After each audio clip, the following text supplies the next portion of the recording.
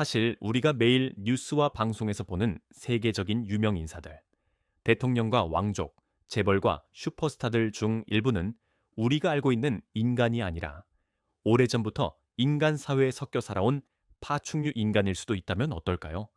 눈은 사람과 같지만 순간적으로 세로로 갈라지고 피부는 빛을 받을 때 비늘처럼 반사되며 인간의 감정에 공감하지 못하는 존재들. 이 이야기는 공포 영화에서 만들어진 설정이 아니라 전 세계 곳곳에서 반복되어 온 주장입니다. 처음 이 가설을 접한 사람들은 대부분 웃어 넘깁니다. 도마뱀 인간이 세상을 지배한다는 이야기. 너무 터무니없어 보이기 때문입니다. 하지만 이상하게도 이 이야기는 한 번도 완전히 사라진 적이 없습니다. 시대가 바뀌고 기술이 발전할수록 오히려 더 구체적인 형태로 되살아났습니다. 사람들은 오래전부터 권력의 중심에 있는 인물들에게서 설명하기 힘든 위화감을 느껴왔습니다. 전쟁과 경제 붕괴, 수백만 명의 삶이 무너지는 결정을 내리면서도 감정의 흔적이 거의 보이지 않는 얼굴, 인간이라면 자연스럽게 느껴야 할 죄책감이나 공감이 결여된 듯한 태도. 우리는 그것을 냉철함이나 리더십이라고 불러왔지만 어떤 이들에게는 그 차가움이 인간의 범주를 벗어난 것처럼 느껴졌습니다. 이 의문은 현대에서 갑자기 생겨난 것이 아닙니다. 고대 문명으로 거슬러 올라가면 인간의 몸을 하고 있지만 인간이 아닌 존재들에 대한 기록이 반복해서 등장합니다. 수메르 점토판에는 하늘에서 내려와 인간을 다스렸다고 기록된 존재들이 등장하고 이집트와 마야, 아즈텍 문명에는 인간의 몸에 뱀이나 도마뱀의 특징을 지닌 신들이 묘사됩니다. 눈은 세로로 갈라져 있고 피부는 비늘처럼 표현되며 항상 인간 사회 위에 군림하는 존재들.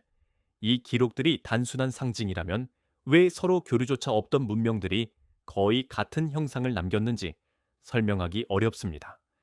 시간이 흘러 중세로 들어서면 이 이야기는 혈통의 이야기로 바뀝니다.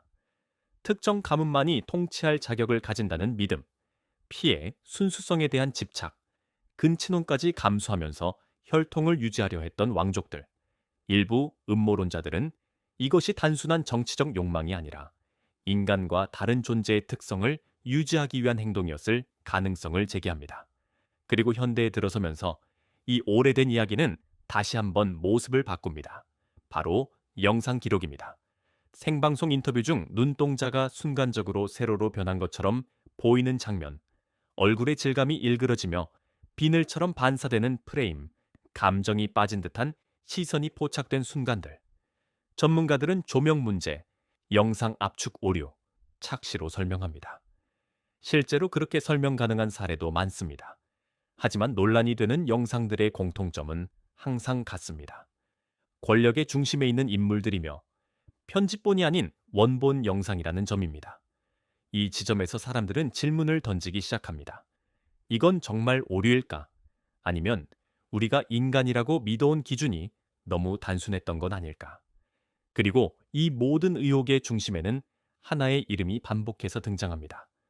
역사 속에서 실존 여부가 논란이 되었고 세계의 권력 구조와 연결되어 온 비밀 조직, 일루미나티. 일부 주장에 따르면 이 조직은 인간 엘리트 집단이 아니라 파충류 인간들이 인간 사회를 관리하고 통제하기 위해 만든 시스템일지도 모른다고 합니다. 물론 이 가설을 그대로 믿을 필요는 없습니다. 하지만 분명한 건 고대 기록과 현대 영상, 전 세계의 증언들이 공통적으로 같은 특징을 가리키고 있다는 사실입니다. 눈, 피부, 감정의 결여, 그리고 인간을 인간처럼 대하지 않는 태도. 오늘 이 영상에서는 파충류 인간의 존재를 단정하지 않습니다.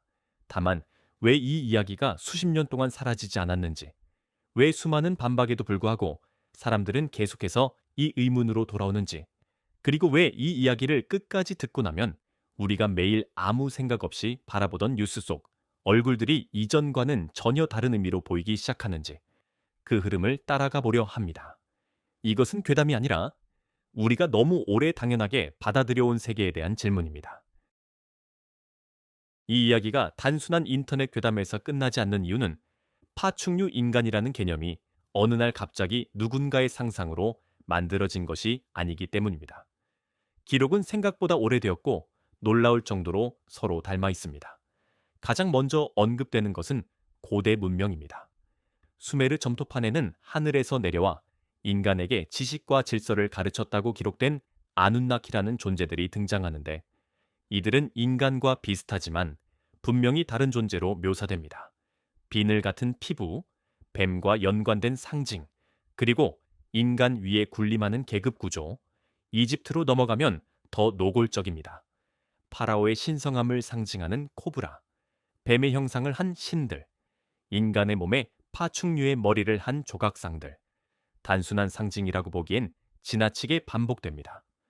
마야와 아즈텍 문명에서도 깃털 달린 뱀, 인간을 지배하거나 이끌던 존재들이 등장하고, 흥미로운 점은 이 문명들이 서로 교류할 수 없던 시기에 거의 동일한 형상의 존재를 기록했다는 사실입니다.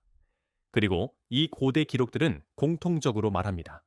이 존재들은 인간과 섞여 살았고 인간 사회 위에 있었다고.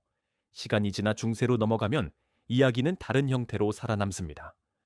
왕족의 혈통은 신성하며 절대 끊겨서는 안 된다는 집착, 근친혼, 피해, 순수성에 대한 강박.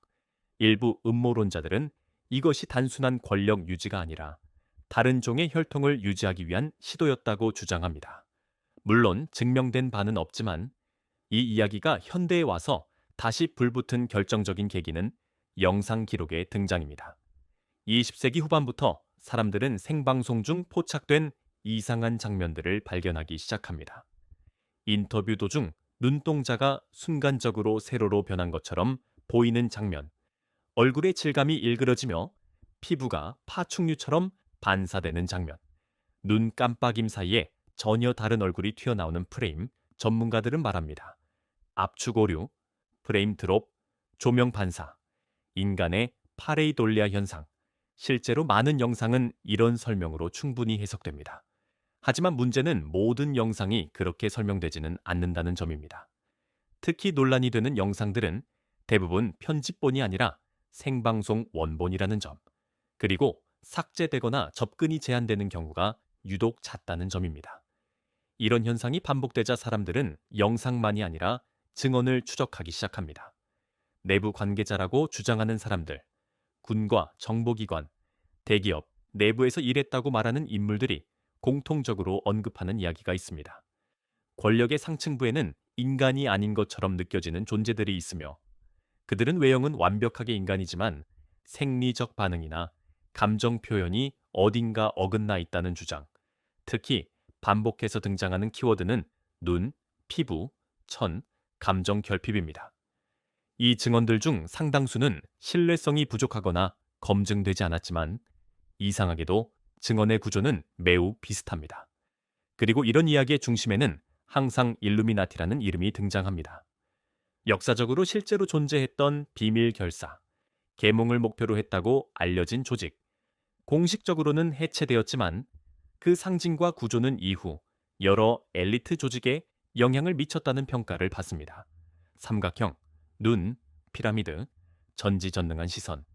이런 상징들이 왜 현대의 화폐, 기업 로고, 국제기구 건물에 반복해서 등장하는지에 대한 의문, 음모론자들은 말합니다.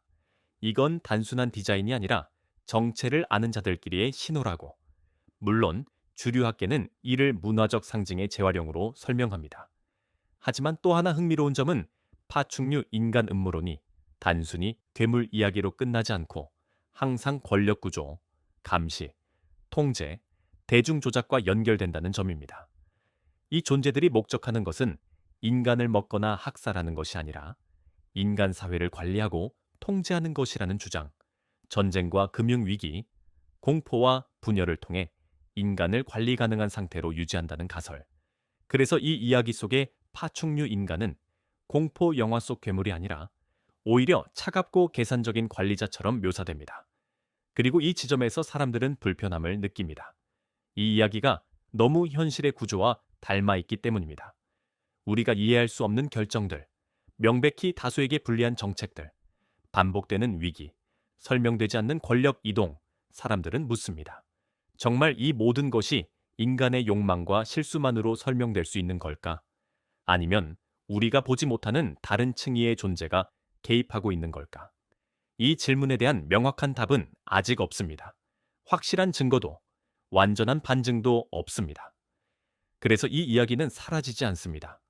부정할 수 없을 만큼 허술하지만 무시할 수 없을 만큼 끈질긴 상태로 지금도 인터넷과 사람들의 입에서 살아 움직이고 있습니다. 이쯤 되면 자연스럽게 이런 생각이 들 겁니다. 그래서 이 모든 이야기는 진짜일까? 아니면 인간이 만들어낸 거대한 상상일까? 파충류 인간과 일루미나티, 고대 기록과 현대 영상, 내부 고발자라고 주장하는 사람들의 증언까지 하나하나 떼어놓고 보면 허점은 분명히 존재합니다. 과학적으로 설명 가능한 영상도 많고 조작되었거나 과장된 사례도 적지 않습니다.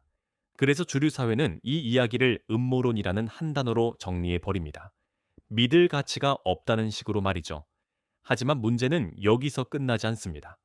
왜 이런 이야기들이 특정 시기마다, 특정 사건이 터질 때마다 반복해서 등장하는지, 왜 항상 권력의 꼭대기에 있는 인물들과 연결되는지, 왜 괴물의 형상이 단순한 공포가 아니라 지배자와 관리자의 모습으로 그려지는지, 이 질문들에는 아직 명확한 답이 없습니다. 어쩌면 파충류 인간이라는 존재는 실제 생명체가 아닐지도 모릅니다. 대신 인간이 권력을 이해하기 위해 만들어낸 하나의 얼굴일 수도 있습니다. 너무 멀고 너무 크고 너무 비인간적으로 느껴지는 권력의 구조를 설명하기 위해 우리는 그것을 괴물의 모습으로 형상화했을 가능성, 감정을 느끼지 않고 공감하지 않으며 숫자와 통제로만 인간을 다루는 존재, 그것이 우리에게는 인간이라기보다 다른 종처럼 느껴졌을지도 모릅니다. 그래서 눈이 다르고 피부가 다르고 본능이 다르다고 상상하게 된 건지도 모릅니다. 하지만 또 다른 가능성도 남아 있습니다. 우리가 모든 것을 알고 있다고 믿는 이 시대에도 여전히 드러나지 않은 층위의 진실이 존재할 가능성, 역사 속에서 반복해서 등장하는 기록과 상징, 삭제되는 영상과 사라지는 증언들이 단순한 우연의 결과일까 하는 의문, 진실은 이 둘 사이 어딘가에 있을지도 모릅니다. 완전히 거짓도 아니고 그렇다고 그대로 믿을 수도 없는 회색지대. 그래서 이 이야기는 끝나지 않습니다. 공포 영화처럼 명확한 결말을 주지 않기 때문에 오히려 더 오래 사람들의 머릿속에 남습니다. 결국 이 이야기가 우리에게 던지는 질문은 이것입니다. 세상을 지배하는 것은 과연 누구인가? 그리고 우리는 정말 그 구조를 이해하고 있는가? 파충류 인간이 실존하느냐는 질문보다 더 중요한 건 우리가 왜 그런 존재를 상상하게 되었느냐는 질문일지도 모릅니다. 이 영상이 끝난 뒤 뉴스를 보게 된다면, 연설대에 선 얼굴들을 다시 한번 보게 된다면 아마 이전과는 조금 다른 시선으로 바라보게 될 겁니다. 믿지 않아도 괜찮습니다. 의심해도 괜찮습니다. 다만 이 이야기를 완전히 웃어넘기기엔 세상은 생각보다 너무 복잡하고 너무 많은 비밀을 품고 있다는 사실만은 분명하니까요.